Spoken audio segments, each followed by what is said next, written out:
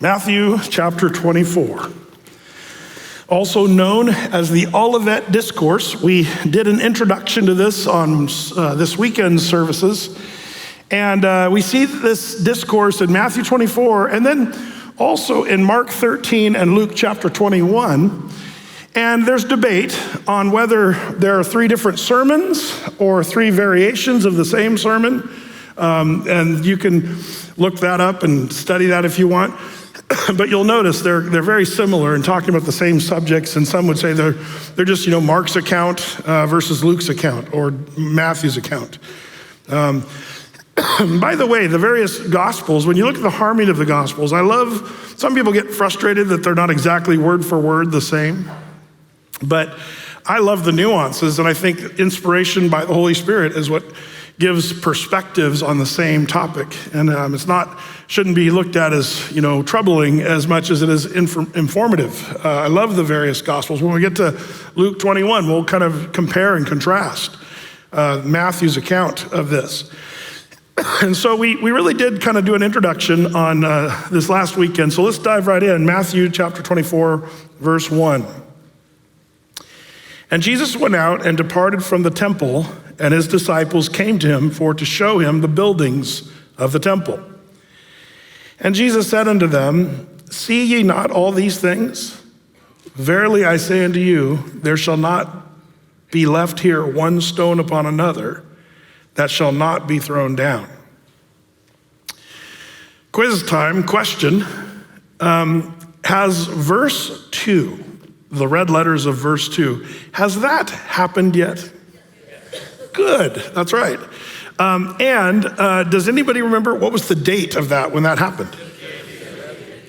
AD 70, correct. 70 AD, yes. And it was when the Romans came and crushed Jerusalem. And this prophecy came to fulfillment, exactingly. It wasn't just that they destroyed Jerusalem or even shut down the temple, but actually not one stone of the temple would be left on another, which if you see the stones, that's kind of an amazing thing. And we talked about this, by the way, about how this all happened. I brought some pictures that I snapped. A couple of my tours, these are from my iPhone, so they're not, don't judge me. But when we went to Rome a few years back with a bunch of Athey Creekers, it was kind of cool because we went to the Arch of Titus there right next to the Colosseum in Rome. And I snapped a few shots here, but what was interesting is our tour guide, this nice Roman lady there, she was giving us a tour, but she really didn't mention what this arch was all about because it's not politically correct. This arch was built to celebrate the crushing of the Jews in Jerusalem in AD 70. When you go to Rome, this monument here is talking about this very event. Jesus predicted that not one stone in the temple would be left on another. And she didn't even point out the relief that's on the side. If you look on the inside of the arch, I snapped a shot. Does anybody recognize something from that stone cut? Yeah, you see the menorah being hauled off. Now, Flavius Josephus, if you want to read the history of this, remember I talked about the flaming arrow that went in and melted the temple? That comes from Josephus, the Works of Antiquities, and it's a 4-volume set, not armchair reading, but it is nonetheless a very reliable source, in my opinion, of first century history. And Josephus writes about this, how they took these things out, but they didn't get all of the things out, and that's when the flaming arrow went through and burned up the remaining stuff. So it does appear that they took the menorah, which was also solid gold, but it was still intact. It wasn't melted. But Flavius says later that arrow came and melted all the other stuff that was in there, which caused the Romans to turn all the stones over there in the temple. But it's really interesting that even to this day in Rome, there's this deal that stands. This to me, this is a monument not to the destruction of Jerusalem or the temple. This is a monument to Jesus is always right. How can you not believe the Bible? How can you not believe Jesus, who said, "Here's what's going to happen. The temple's gonna be destroyed, not one stone's gonna stand on another, and the Romans are gonna, like Jesus totally nails this perfectly. The area around here, by the way, around this Titus's arch is kind of fascinating. When we went to Rome, we were able to shoot some video of this. The Colosseum was built by Jews. After AD 70, people don't understand this. I asked my tour guide there, I said, who built those Colosseums? She said, well, Romans. And I said, well, who did the work? And she said, well, slaves. And I said, who were the slaves? And I could tell she was getting irritated. And she had to admit they were Jews, which is kind of funny. But we got to do some teaching right here at the Arch of Titus and talk about what this meant as far as the Bible prophecy of Jesus about the destruction of the temple here at the Arch of Titus. Really kind of a cool moment to be able to see such Bible in action. There's the relief. By the way, the Jews took this relief that was meant to be a huge insult, and they use it to this day as a national symbol. Did you know that? You'll see this relief in some of their stamps. They made a trading stamp or like a mailing stamp out of this relief. And you say, why would you take such a horrible reminder of the destruction of Jerusalem and make a stamp out of it? Because the Jews have a mindset of this: never again. We will never again allow people to crush Jerusalem. And that's an important thing, especially as it relates to Bible prophecy and all that. Now, one of the things I also wanted to show you is I don't have great pictures of this, and I need, next time I go to Jerusalem, I'm gonna take real time to take some shots of this, but here's some Athey Creekers standing. Let me explain this next picture that I snapped. You see, there was a road there, obviously. Now, during the time of Christ, that was the main street going through the city of Jerusalem. And you'll note there's a big pile of stones up at the far end there, piled up. And you'll also note that there's huge dents in the pavement, if you'd call it that, there. This is the western wall. If you follow the lines of this wall, you can see the lines. If you were to keep going north direction there on that wall, just another couple hundred yards, you'd end up at the Western Wailing Wall, where the Jews, you see them praying and stuff. It's the same wall. This is just down a little deeper because they dug this out archaeologically. Those little things, the people are standing looking at the wall, but if you look behind them, those are little shops where the people would have been selling things, and you'd buy your little stuff as you're walking on the main street there during the time of Jesus. But all those big rocks that are piled up there are the rocks where the Romans threw them over the wall, and they're left right where they're sitting. That's the amazing thing of the Bible coming to life. When you go to, Israel, it's just amazing it just confirms when you go to Israel, one of the things you go away, it's just kind of striking how the Bible's real. These stories happened. And there's all these pipe-puffing, cardigan sweater-wearing people here back in the States at Berkeley and other places saying, well, this stuff never really happened, and it's really blah, blah, blah, blah, blah. And they don't know what they're talking about. Just go to Jerusalem, go to Israel, talk to the real scholars, and you'll see what actually really did happen. But one of the things that we want to say about this was Jesus just trying to burst their bubble. Because here, it starts in verse 1, the disciples want to show Jesus the temple. And if you recall, he mentions the desolation of the temple in verse 38 of chapter 23. We talked about that.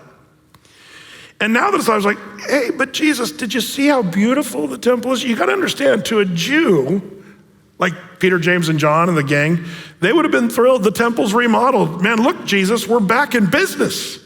The temple looks glorious. And you were talking about its destruction and desolation. Come and see this temple. And I'm pretty sure, the disciples were pretty excited about it. Was Jesus trying to just burst their temple bubble about how excited they were? Or was Jesus actually showing his disciples and speaking to them, trying to pull them out of the religious trappings that have veered way off course by this time in history? The temple was, at that point, totally lost. Caiaphas, the high priest, wacko. He was only a politician, not a spiritual guy at all. Obviously, he didn't have discernment. He was in charge of killing God in the flesh. Caiaphas was totally off course, as were the Sanhedrin. And if you remember last chapter 23, the Sadducees, the Pharisees, the Herodians, Jesus just gave one of the most brutal hammerings in all the Bible. In chapter 23. Jesus is trying to pull these poor disciples kind of out of that mindset. Guys, don't you get it? That's what he says there in verse 2 when he says unto them, see ye not these things? It's a rhetorical question. Don't you see what I'm saying? The temple's gonna be destroyed. Why? Well, he already told us in chapter 23, because of their rebellion, their hard-heartedness, Judaism had lost its way in that time of the first century. And so, Jesus pulling the disciples away from those religious trappings and show the fallacy of that. It's more about the future of what the Lord has in store. It's not about the temple itself. And this whole discussion in Matthew 24 is going to be about what God's plan is for the world. And the temple is very short-sighted. It's a tiny little thing that the disciples are kind of hung up on in the first part of this chapter. You know what's sad about this to me? Is Christians still haven't learned this lesson. We still get all into the trappings of religion.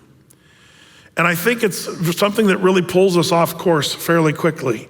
One of the things that we do on our Israel trip is we go to the Church of the Holy Sepulchre.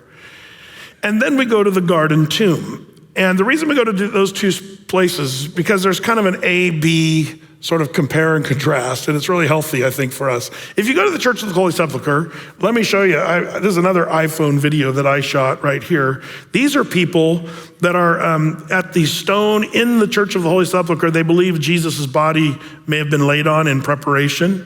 And you'll see people from all over the world. This stone is there's wearing little divots and dips in this stone because for, now millennia, people have been wiping their handkerchiefs and purses and handbags and noses and lips on this. I wouldn't touch it. I'm a little bit of a germaphobe. But, there's literally, some of these people are hoping that some of Jesus's DNA literally rubs off onto their handkerchief. And I'm pretty sure it was polished off somewhere around the 13th century. If Jesus really laid there, I have huge questions on the validity of the Church of the Holy Sepulchre to begin with. It was, Helena, Alexander the Great's, mother, who claimed that this was the place. And it could be, but in some ways, just academically, archaeologically, I feel doubtful that this actually was the place.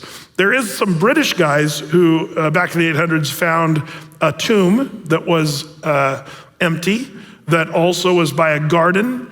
In fact, of the 9 parameters that is required by biblical description of the tomb of Jesus, there's 9 things we have to say, well, these things have to be present if this is the tomb of Jesus.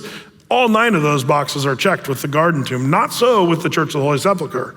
So that's one of the things, if you go to Israel with us, and by the way, our Israel trip has 500 people on the waiting list right now, truly. But I'm planning another trip the following season. We're gonna try to go and we're gonna take 10 buses. So we're gonna do a huge, fun trip. So be ready for that. If you didn't make this last one, we're making one where y'all can come. So, well, half of you in the room could come. No, 1/3 of you guys in the room.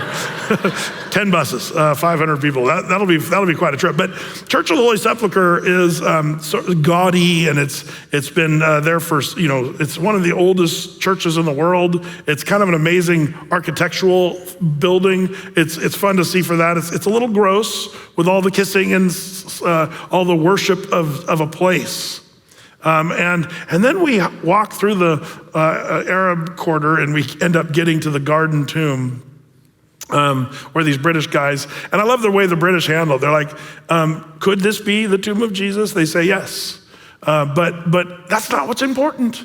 The British guys always, I love those they're little old retired guys from England that are there telling, but what's important is Jesus rose from the grave. It's not as important the place. But could this be, like the way they handle it? One of my favorite lines from one of those British guys, he said, if Jesus wanted to have the metric system, he would have had 10 disciples instead of 12. And I thought, that's good. But anyway, all that to say, it's not about the locations and the places. Don't be a religious relic person. That's something that becomes, in a way, idolatry, and we should really watch out for that. These disciples are a little hung up on the temple, but Lord, look at the temple. And Jesus, not one of these stones is gonna stay on top of another. It really is all about Jesus. It's not about the relics, the churches, the buildings. It's one of the things I hope we never do, just here at Athey Creek, make a big deal out of our building. That's why we really did just build a warehouse. This is a warehouse, a big rectangle box. And you say, well, Brett, we like our box. It's funny because I do too. The Athey Creekers have made it homey and cozy, and it works it keeps the rain off our heads. But it's not the Crystal Cathedral, if you know what I mean, or anything like that. The thing about that I think is important is to remember it's just a building. And we go wherever Jesus is, wherever the Holy Spirit's moving, that's where we want to be. It doesn't matter about the building and all that. I think sometimes we churches make too much, even today, of our locations and stuff. The key is, where is Jesus? So this brings us then to verse 3. And again, we looked at this weekend. It says, as he sat upon the Mount of Olives, the disciples came unto him privately, saying, tell us, when shall these things be? And what shall be the sign of thy coming and the end of the world? What we went over on Sunday, we took a lot of time and was fairly long-winded in explaining this is not 3 questions, this is actually 2, linguistically. And another thing is the King James says end of the world. It's actually better translated end of the age, but it does mean the end of the age of the world. And we don't take that from that word, end of the world or end of the age. We get it from the context of the question. The question is two questions. Remember, when will these things be? Question number 1.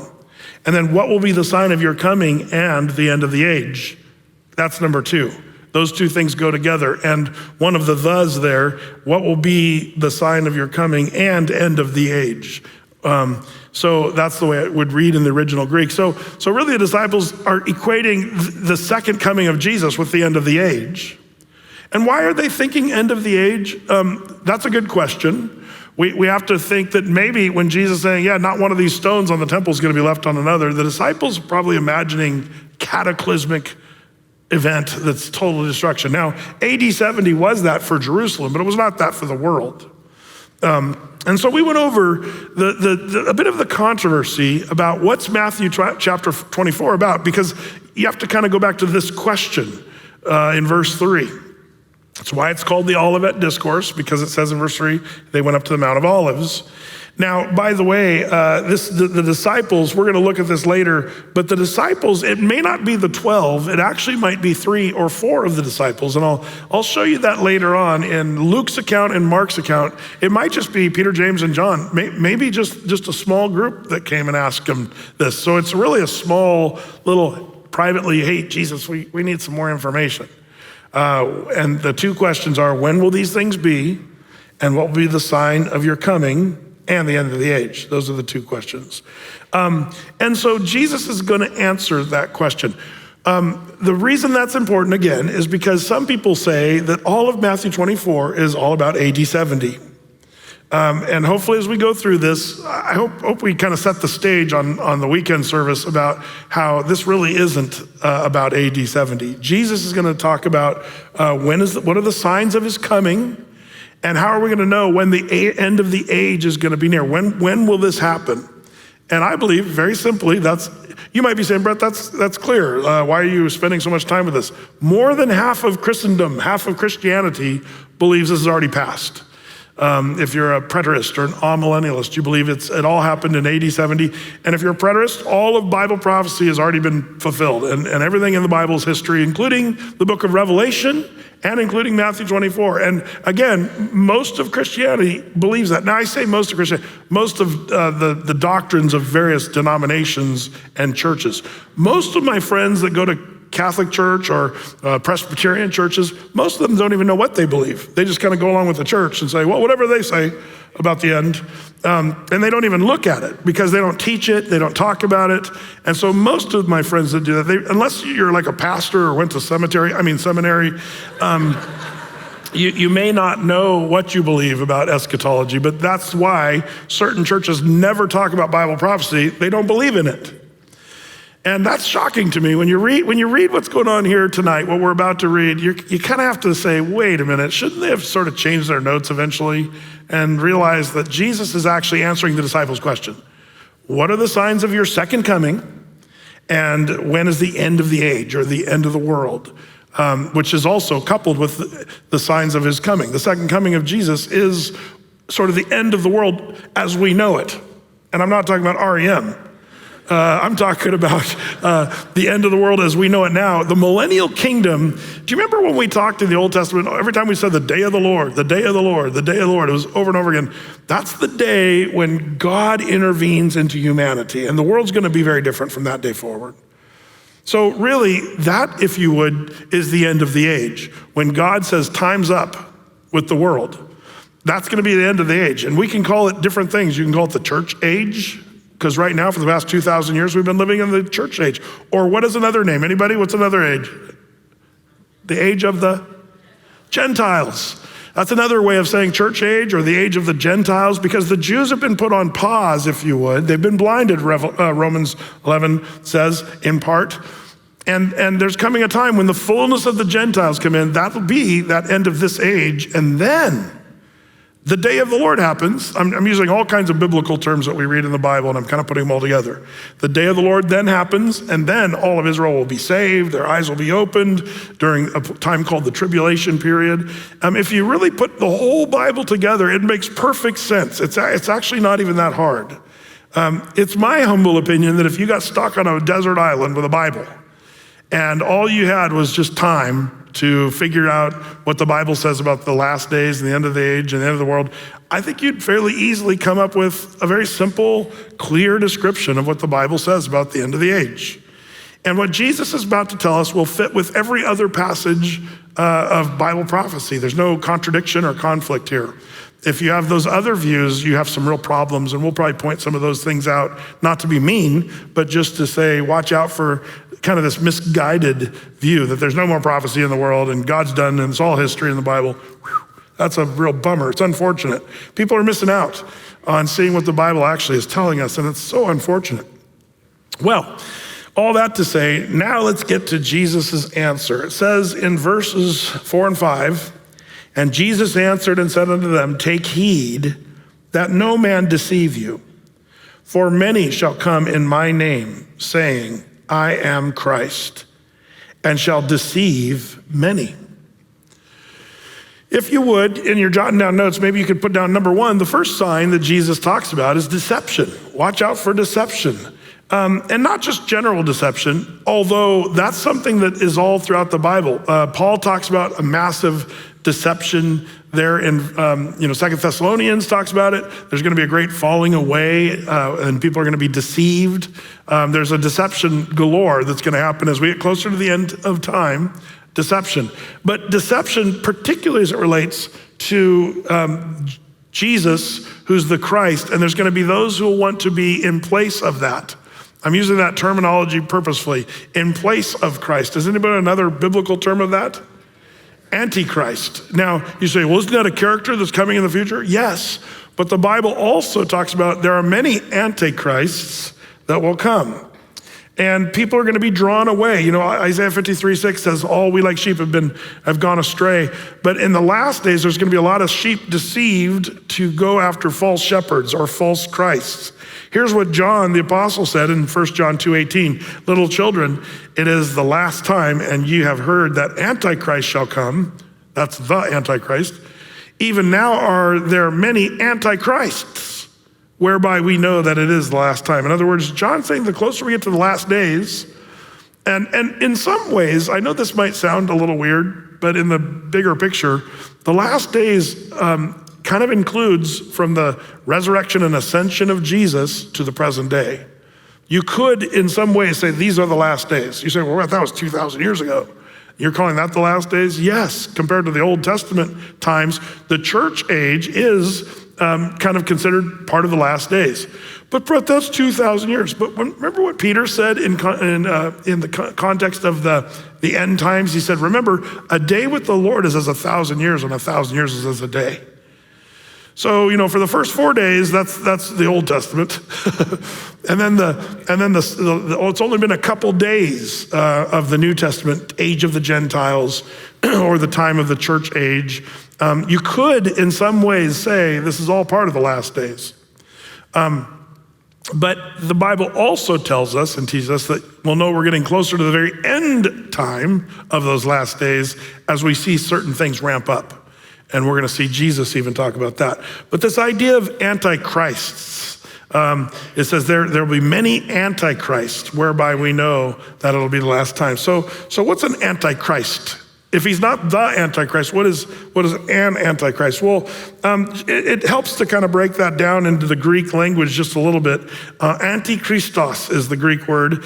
The adversary of the Messiah, one who opposes God is the word in the Greek definition. But it's a combination of two words. The Greek word anti, which means over against or opposite to, instead of or in place of.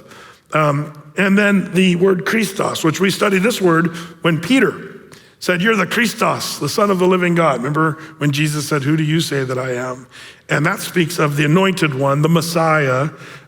So there's some that if you put these two together, want to be instead of or in place of the Christos, the Messiah. Are there people in the world? See, I used to think, well, this must be like people like, Gandhi maybe, or who was the guy down there in Waco, the Koresh guy who was kind of claiming to be sort of a Messiah sort of dude, or Jim Jones, or like I used to think it was just these characters who would sort of pretend to be the Christ or the second coming or whatever. But I've learned over the years it's that. But maybe even more importantly, people that would say, well, instead of Christ, we've got something else. We're putting something, our view, our way, our thing in place of Christ. And so it's funny when people say stuff like, I'm just very deeply spiritual. Yeah, but do you believe in Jesus Christ? Oh, I just believe that all paths sort of lead to, that's in place of Christ. And that's what we would call antichrist, in place of or instead of. That's why you kind of hear me talk about Oprah Winfrey all the time. People think I've got a thing to really bash Oprah, but it's tough because people love Oprah. They think she's awesome, but she is all about Antichrist. She just look it up. She said, we don't need Jesus to be saved. And she's made that very clear. She's more into the new age sort of movement. And I've shown you clips and snippets. I'm not going to do that tonight, but we've talked about that at length. But anyone who sort of poses in place of Jesus, Jesus is the way, the truth, and the life. No man comes to the Father but by him. He alone is the truth. There's nothing else that can replace Jesus. Acts chapter 4, verse 12, neither is there salvation in any other, for there's no other name under heaven given among men whereby we must be saved. That's what Acts 4:12 says. And that's the key. We need to cling to that, church. Watch out for anyone, even if they give free cars at their television show or whatever. Watch out for anyone who sort of diminishes Jesus and sort of puts something else in place of Christ. That is the spirit of Antichrist. You cannot be saved apart from Christ. The only way to heaven is through Christ. And if you don't like that, by the way, you don't like what the Bible teaches very soundly. The Bible very clearly defines that. And there's a lot of people today, there's many antichrists today. So what John said was, we're seeing that happen, where he says, man, as we get closer to the end, there'll be many antichrists that are gonna come in those days. So all that to say, it's so important to understand that deception is gonna mark the last days. Now, I want you to be thinking, as we're going through this section here, I want you to be thinking, who is Jesus addressing when he's talking about you? Here in this context. Take heed that no man deceive you. Who is he talking to? Is he talking to the disciples? Well, I think so, because that's who asked the question. But is he talking to us? Or is he talking to only Jews? And the reason I raise that question is because there's controversy about this. And some people would say this is about no one but the disciples because they say it's all about AD 70, so this doesn't matter to you. So just kind of keep that in mind. I think you guys know where I'm going with this, but it's important in Matthew 24 to discern who is Jesus talking to, because he will shift gears 3 times in this dissertation. He will shift gears 3 times. I'll show you that as we hopefully maybe get there tonight.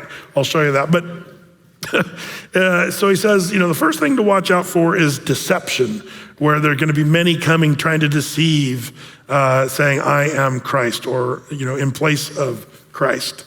The second notion is there in verse 6, wars and rumors of wars. It says in verse 6, and you shall hear of wars and rumors of wars. See that you be not troubled, for all these things must come to pass, but the end is not yet.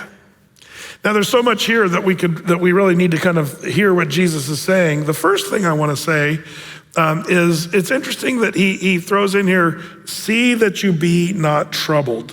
In other words, make sure. That's when he says, see to it. Make sure that you're not troubled. But isn't what he just said troubling? I mean, you're kind of like, thanks, Lord, but see that be not troubled by there's blood and guts and wars and rumors of war, but they're going to blow up and everything's going down. Don't be troubled. Is that what he's saying? Well, no. The idea is, this is an important component of Christianity.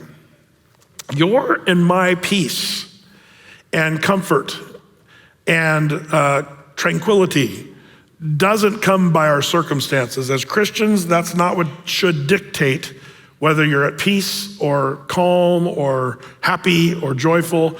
You and I need to let the person dictate that. Jesus is our peace. He is our peace. Jesus said, not as the world gives, give I to thee, but I give to you peace that is like beyond understanding, Philippians will remind us. It goes past knowledge and understanding, and the peace that I give, totally different. And this is a key. Here's Paul the apostle who writes the book of Philippians, and in the book of Philippians, 19 times does Paul say the word joy or rejoice. Man, it's a book about joy and rejoicing. I love the book of Philippians. If you want to be encouraged, read Philippians, because it's just a book about joy.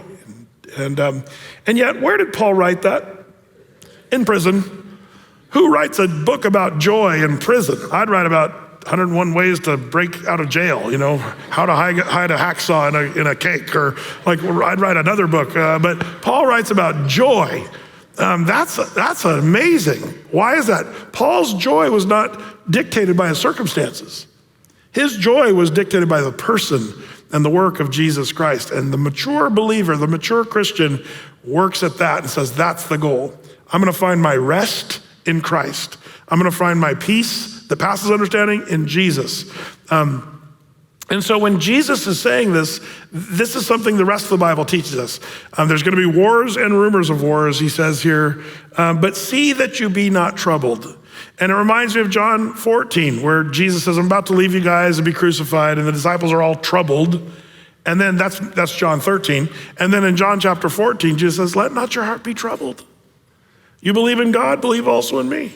And then he talks about, heaven. In my Father's house are many mansions. I go to prepare a place for you. I am the way, the truth, and the life. And, Jesus tells the disciples why they don't have to let their hearts be troubled. Because of Jesus, the work of the cross, salvation, and the hope of heaven. And so all that to say, when Jesus says, see that you be not troubled, that's not just some empty, toughen up. Or some empty, don't worry, things are going to get better. Pat, pat, pat. That's not what Jesus is saying. Jesus is saying, see that you be not troubled. Why? Now, one of the things I've noticed that we can do in these modern days is we can let ourselves be troubled. And we actually accommodate troubled hearts and strife and contention. That's part of the nature of what the days you and I live. It's almost like we live to be troubled, some of us. Are you one that needs to maybe take a break from news? Are some of you news junkies? And I heard a truck driver the other day said, Pastor Brett, I had to stop listening to the podcast. He drives, 24 hours a day, just drive. And he's like, I was listening to too much stuff that's bad. And he just found himself angry and road rage angry. And just I'm like, oh, I think I've seen you on the freeway. No, I didn't say that. But man, if you're a news junkie, your blood can start boiling. And you can get upset about what's going on in the world. I can't believe they're doing that. And I can't believe they're saying, and your heart rate is escalating and your blood pressure is skyrocketing and you're podcasting and news shows and all this stuff that we do. But the idea is that of God? There's an interesting question. Is watching news of God? Some of you are like, no. Well, let me just say this. I think there is a place for knowing what's going on in the world. And there's some people I think that are really called to be, the Bible uses this interesting phrase. I'm not going to go into it. We could do a whole teaching on being watchmen on the wall. Are you guys familiar with that term? And the Lord has called some people to be sort of watchmen. And I think that that's kind of cool. As long as you're doing something like that, where you're watching what's going on, because Jesus is going to tell us, watch, be sober, be vigilant, looking, seeing the times of season. There's certain things we're supposed to do to know about what's going on around us. But I think there can be too much of that. And we also lose our focus. We're not looking for Jesus, we're looking for Antichrist. And we're looking for the mark of the beast. And we're looking for all the horrible things, the wars and rumors of wars. We're looking for all the negative when we lose perspective. And and how do you know if maybe your consumption of media is good or bad? Well, I love, would you keep your finger here and turn with me to James chapter 3? This is a test that you can run to see if you've got maybe a little too much. It's James chapter 3, verse 13.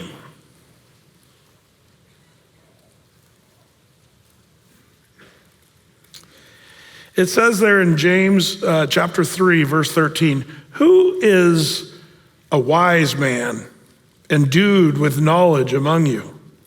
Let him show out of a good conversation, that's a lifestyle, his works with meekness of wisdom. But if you have bitter envying and strife in your hearts, glory not, lie not against the truth.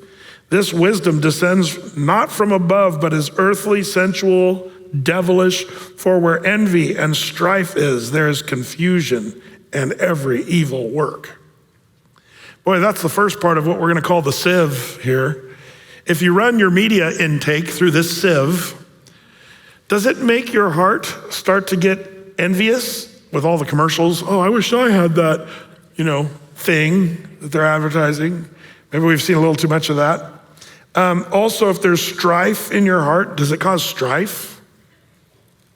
Verse 16, where envy or strife is, there's confusion and every evil work. That's basically the goal of every news outlet today. Do you know what pays the bills for news companies? Bad news. Good news doesn't pay the bills. I know some news agencies have tried. Have you ever seen the pathetic attempts? Oh, here's some good news today. It's somebody turned 115 years old today. There she is, and that's the good news. And then Russia's about to go nuclear and World War III is right on the cusp. Sorry, the 115-year-old lady didn't help me on that one. The nuclear catastrophe that's looming causes a little more concern and strife in my heart. Like that's what sells. That's what pays the bills for CNN, Fox News, all these agencies, all these podcasts and talking about stuff. That's kind of an interesting thing. But it says, don't lie against this. That's confusion and every evil work. This wisdom is not from above, but it's earthly, sensual, and devilish. So we need to be kind of careful about this. But that's the bad news. There's another version, though, that is talked about here. This is what passes the test. Look at verse 17 of the same passage. But it says, but the wisdom that is from above is first pure, then peaceable, gentle, easy to be entreated, full of mercy and good fruit, without partiality and without hypocrisy. And the fruit of righteousness is sown in peace of them that make peace. By the way, one of the things I attempt to do, now whether I do it or not is another question, but I really do.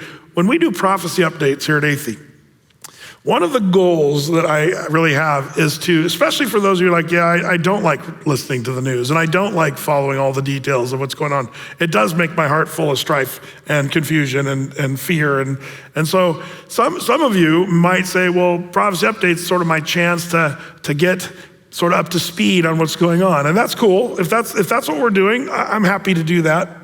But one of my goals always is to not leave everybody hanging. Yeah, the earth's pretty much going down. Good luck. The end is near. There's a lot of prophecy people online and people that they forget to talk about the good news of the gospel, which is the whole point. If we miss that part, it's just doom and gloom. And that's why I always talk about it's not doom and gloom, it's what? Boom and zoom. We have the rapture of the church to look forward to. We get to head up into heaven at the sound of the trumpet. We're going to be in heaven with the Lord. And there's so much comfort that the word gives us when it comes to these things. And I don't find it shocking that Jesus, right here at the onset of his sermon, back to the sermon here, or the discourse, I'm not surprised he says, wars and rumors of wars, but see that you be not troubled. Don't be freaked out by this. If you're being freaked out by Bible prophecy, we're maybe doing the wrong thing. We need you to get to that place where you know what's going on in the world, as unpeaceable as that really is, and the bad news, knowing some of that stuff, but ultimately putting your trust and your rest in the person and the work of Jesus Christ, having our hope in heaven. So we need to have that balance. When we talk about Bible prophecy, there needs to be sort of even comfort. Is it peaceable or is it stirring strife? Is it clear or is it confusing? Does it bring answers or does it make more questions? Those are the questions I'm constantly asking. But also, is it making us look for and long for the coming of Jesus and excited about his coming? That's what Bible prophecy should do. For Book of Revelation says the spirit of prophecy is Jesus Christ. So we should always get back to Jesus Christ. And so Jesus saying here, very clearly saying, don't see that you be not troubled. This is, by the way, not just Jesus who says this. Paul the apostle in 1 Thessalonians 5 says, comfort yourselves together and edify or build up one another. And the context of that is the rapture of the church, 1 Thessalonians 4, and then also the second coming of Christ, and the tribulation period even is talked about. And it says, wherefore comfort yourselves together. 1 Thessalonians 4:18, there right after he talks about the rapture of the church, wherefore comfort one another with these words. And by the way, the doctrine, the teaching of the rapture of the church, some people say, it's not even in the Bible. It is. Just, we've done whole teachings on that, and I'm not gonna dive into that today, but you can look it up on our website. We've done full teachings on the rapture of the church and where it is and how it's very clear in the Bible. But right after it talks about that, it says, so wherefore comfort one another with these words. There's something that I find very comforting about the rapture of the church. There's no problem I'm wrestling with today, the difficulties I'm dealing with, that's not gonna be immediately solved when the rapture of the church happens. There's a real comfort that comes from trusting that the Lord is coming. So let's try to keep that as our goal. If you walk away from a service, especially as we're going through Matthew 24, and like doom and gloom, then maybe we've missed the point, or maybe I've done a bad job. Because my goal is to always say, but the Lord is on his way. He's coming to rescue us. He's coming to make the wrongs that we're seeing in the world right. We can be encouraged to know that the righteousness will prevail, and every knee will bow, and every tongue will confess that Jesus Christ is Lord. And this is stuff that we have to encourage each other. So we need to constantly do that. By the way, when people say churches that do Bible prophecy are just into doom and gloom, who's into doom and gloom is CNN and Fox News and all the news and the podcasts and there's a lot of doom. Did you guys hear about the doomsday clock this week? Over the years, because I've been doing prophecy updates, for 28 years now. And one of the things that's kind of interesting is to watch this doomsday clock that they made. And I've been watching that, and maybe you have too. How many of you guys have been watching the doomsday clock over the last couple decades? What it was, after 1945-ish, after World War II ended, a bunch of nuclear scientists got together and said, this is really bad. The fact that we have nuclear weapons, they said, we're doomed. And they saw that back in the 1940s because of Hiroshima and Nagasaki, and they just knew it's literally a ticking time bomb where we just destroy the whole earth. And so they made this kind of group of scientists, and these guys aren't cartoon guys. Like, these are legitimate brainiac scientific thinkers that deal with nuclear, science and stuff like that. But they came up with this doomsday clock because they said, we are doomed. It's inevitable. And so what they've kind of tried to do is say, how close are we to actually seeing the world destroyed by nuclear weapons? And they sort of put the finger in the air of the political, geopolitical climate of the world and say, how close are we to doomsday? And one of the things that's kind of interesting, by the way, is when was the last time I talked about or did through the Bible? I've talked about Matthew 24 a lot in the last years, but the last time I taught verse by verse, chapter by chapter through Matthew 24 was way back in 2008. And so that's how long it takes us to go through the Bible. What is that? Carry the one? Yeah, 15-year pace. But be that as it may, back in 2008, the doomsday clock was 5 minutes to midnight. And I was showing you that because it clicked. It was, I remember when it was 10 minutes till midnight when I was a kid. And then the scientists were like, it's getting closer, it's getting closer. And the Cuban Missile Crisis, made it tick shockingly closer to midnight. And midnight is, D-Day, doomsday for the world. That's kind of the way I think their point is to awaken the world to the certain doom. If we don't figure this out, the world's gonna be blown up with a fervent heat, and everybody's gonna melt, and it's gonna be a horrible thing. And they're trying to say we shouldn't let it go that way. But just this week, the doomsday clock scientists moved it. I said it was 5 minutes till midnight back in 2008. They've been moving it closer and closer since then. But just a couple days ago, they moved it again to 90 seconds to midnight. That's what they're saying, which is kind of interesting. And they're taking into account Russia and Putin and the Ukrainian conflict and all this stuff about destruction and World War III and what's going to happen. And so as of now, we're 90 seconds to doomsday, according to the scientists. So who's talking about doom and gloom? Not me. I'm talking about boom and zoom. The rapture of the church, the second coming of Christ. But they're the ones. The world is freaking out talking about when the world's going to be doomed. And so all that to say, this really, by the way, on these things Jesus is going to talk about, I'm not going to do a prophecy update on all these points. We talk about, that's one of the things we do at Prophecy Updates, which is, by the way, this Friday.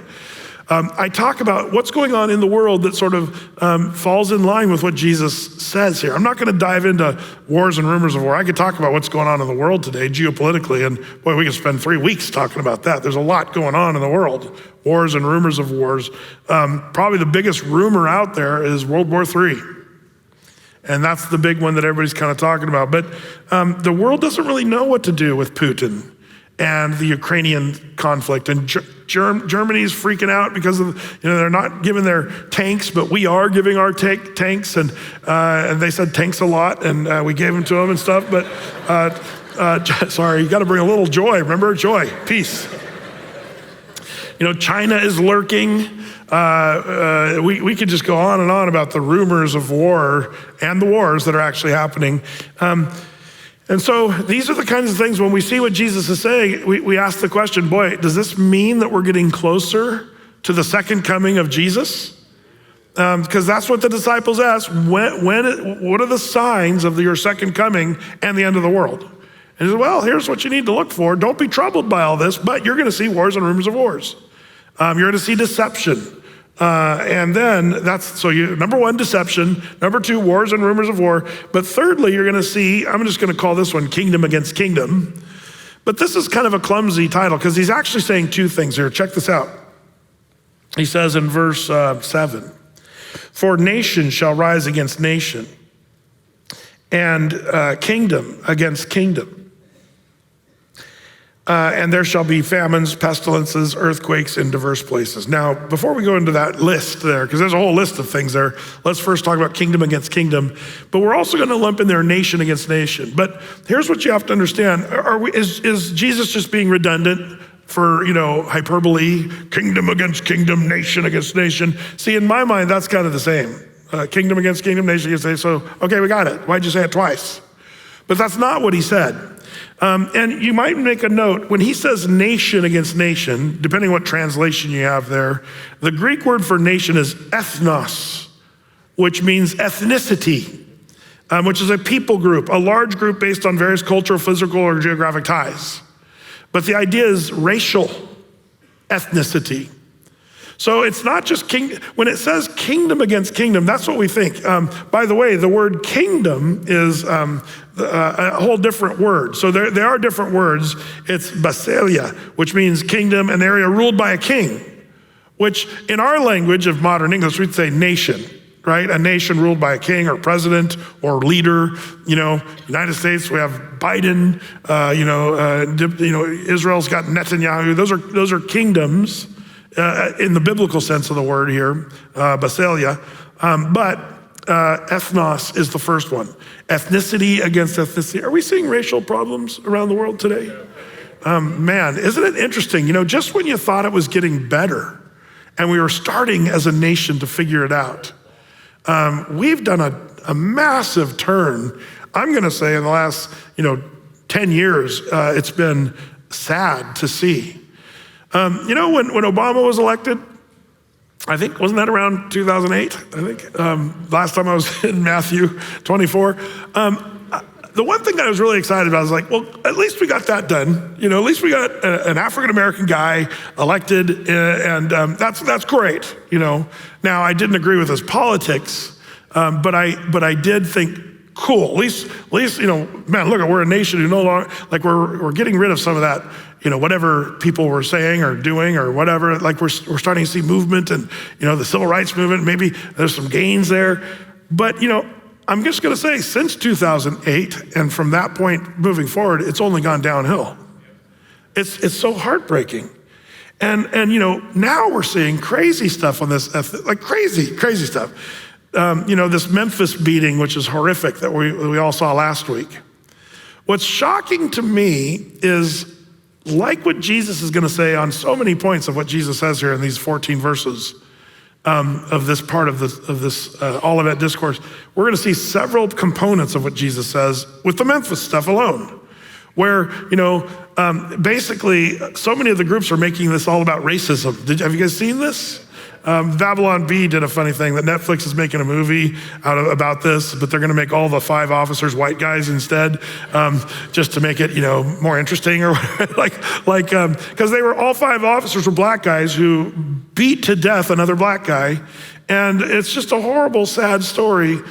But all the pundits and so many of the groups are making a racial thing out of something that is just sad and horrific. It's shocking.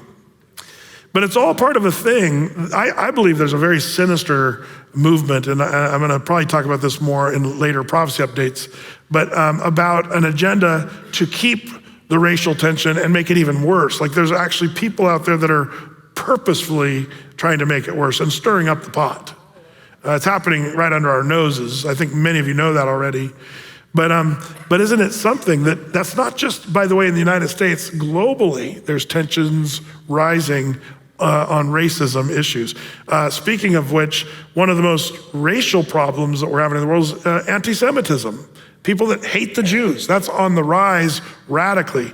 And that's nation, ethnicity rising against ethnicity. We're seeing that today. Again, I'm not wanting to go into all these in total detail tonight, but that's the kind of stuff we talk about, keeping our eyes on the pulse of the world geopolitically when we're looking at what's going on in the world. It's not just Matthew 24. The whole Bible gives us things to look for. What are we watching for and seeing? These are the things Jesus is giving us kind of a heads up here. So kingdom against kingdom. We could go on and on about that, but all that to say, number 4 on our list here is, right after he says kingdom against kingdom, nation shall rise against nation, then there shall be famine.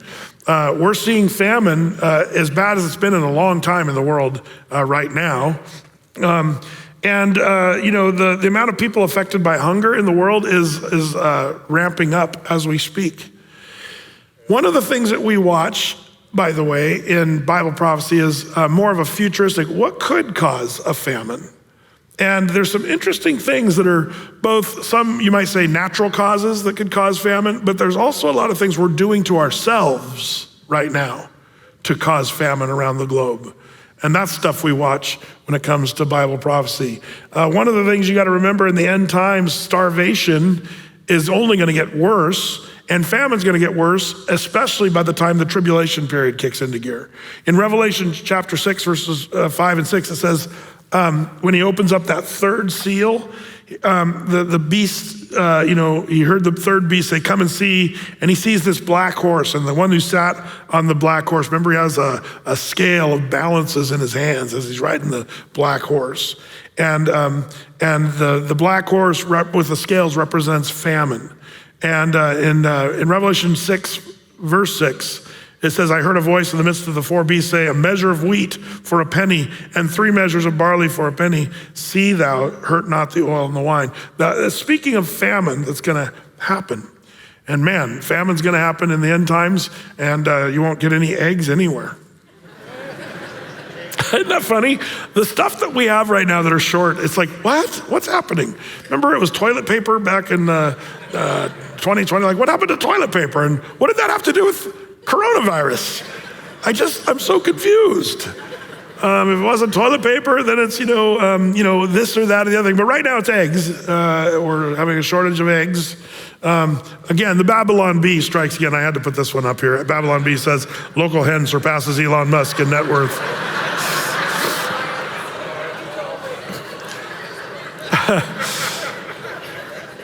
At least, by the way, the Babylon Bee, is a satirical news agency. They're not true, but what's funny is half these things actually do come true. The stuff that Babylon Bee's done in the last 10 years, there's actually a large number of the things that they were joking about have actually come to pass. That just shows how wacko the days are we're living. Well, anyway, number 5, the idea is pestilence. There in verse 7, where it says, after there shall be famine, there'll be pestilences. And that's just another word, by the way, for disease, really. It can be disease. It can also talk about everything from rats to germs to disease, the original language that's used for that word, pestilence.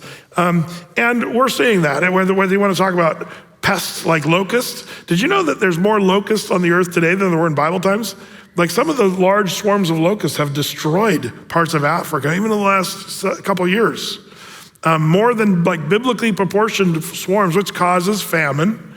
And that's part of this pestilence thing, as well as disease and even germs and what have you. It can all fit in that. The FDA is constantly talking about more and more trouble as far as disease and what have we to see in these last times. But these are all signs of the times. Pestilence, we're seeing that. What's the next sign? Earthquakes in diverse places. Now, there's dispute. There's people that argue, are there more earthquakes now than there were before? Well, there's more recorded now, for sure. The question is, when did we start recording earthquakes? And so some people say it's the same as it always has been. I wouldn't die on that battlefield saying there are more earthquakes today than there were, 100 years ago. I wouldn't fight that battle, because I've read some good scientists who say it's all the same. But one of the things that is actually happening, shockingly, I know we shouldn't be shocked because Jesus said it, but earthquakes in diverse places. There are places where earthquakes are expected to be, but then there's places where earthquakes are not expected to be. And it's because we know where some of the big plates, the tectonic shifts, the Ring of Fire and the Pacific Ring, like we know where certain earthquakes are gonna be happening. And they predict it, they're saying they've been saying for years, remember San Francisco's gonna fall into the ocean because the San Andreas Fault. And we all been praying that would happen. But no, I'm just kidding. Even Oregon, have you guys read about the big one that's supposed to come in Oregon? Like Oregon's supposed to have a huge one. It's this massive tectonic that's the pressure is raging as it's ready to just give. And when it finally gives, it's going to be a big one. And the tsunami is going to reach the Willamette all the way up to your house in St. Paul or whatever. Like there's scientists that are claiming there's going to be a big one. But the Bible says in the tribulation period, there's going to be a big one. Huge one. And there have been some big ones historically. And in fact, by the way, in the land of Jordan and Israel, when we go to the tour there, there's a earthquake that was, they believe was over 10.0 on the Richter scale. And it destroyed everything. And like when you do archaeological digs, you always know the strata when you get down to that century where that 10.0 was, because everything's toppled and just flattened because of that earthquake. So, there's been big ones, but the Bible does say there's going to be a really big one in the tribulation period. But Jesus is saying there's going to be earthquakes in diverse places where you wouldn't even think they would be, which is all over, interestingly enough. Other places are affected more than others. By the way, our church down in Vanuatu just had a big one, a couple large ones down in Vanuatu, and good news, they're all there okay. The great thing about in Vanuatu, I was there with Tad one time, we were a big earthquake. I forget what the Richter scale was, but it was huge. We were knocked off our log. We were sitting on a log talking with a bunch of Ni Vanuatu guys, like, you heard it coming and heard it. And then we all just got up, and the Ni Vanuatu people were like, didn't even stop the conversation. They didn't even like, wow, that was an earthquake. But I was like, see, they have these neat little bamboo huts, and they just kind of go, shh, and it's all good. Nothing falls down, and there's no sky rises or anything. But what you do have to watch out for there is the tsunamis. So once the earthquake happens there with our church there in Vanuatu, they all get out their radios and start listening to the news about, is there a tsunami coming? Because that's what's most scary. But Jesus is talking about diverse places, signs. There's other passages that talk about signs from the heavens, not just here, but other places. We'll talk more about that. By the way, this idea of the earth and the end, global warming and all this stuff. People ask, do you believe in global warming? I always say yes, absolutely. It's 2 Peter 3:10, but the day of the Lord will come as a thief in the night, which the heavens will pass away with great noise, and all the elements shall melt with a fervent heat. The earth also and the works therein shall be burned up. So yes, I believe in global warming. It's going to happen all at once, immediately. And I don't think you're using a straw at Taco Bell is going to change that. Just a little heads up there. Be that as it may, there's more here. Affliction, verses 9 and 10. It says, then shall they deliver you up to be afflicted and shall kill you, and you shall be hated of all nations for my name's sake. Who's the you here? This is an interesting question, isn't it? This is part of the question I'm going to answer hopefully here in a minute. I'm running out of time. Verse 10, and then shall many be offended and shall betray one another and shall hate one another. And many false prophets shall arise and shall deceive many. So now we have affliction and people being persecuted. That's this one. And then the next one is false prophets. There's going to be a bunch of false prophets, people that are, saying things that are not true. And we're seeing that happen exponentially today. And then it talks about what happens because of that, all of these things. Verse 12 brings us to the iniquity that abounds. That's number, what are we on, 9? Iniquity abounds. It says, and because iniquity shall abound, the love of many shall wax cold.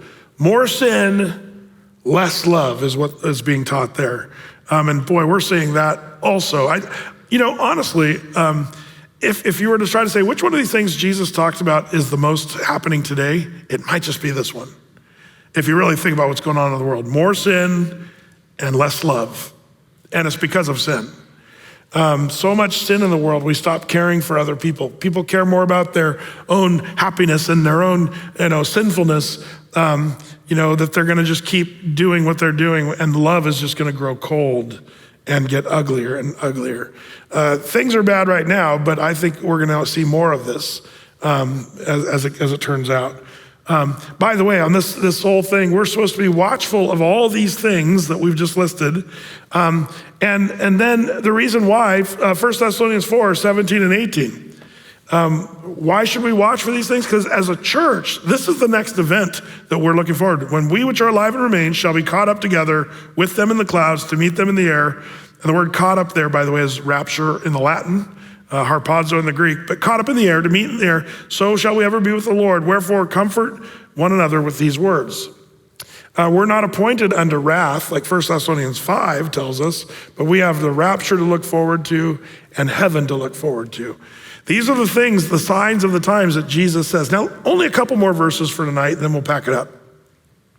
Verse 13, it says, but he that shall endure unto the end, the same shall be saved. Now, there's a good question. What does that mean?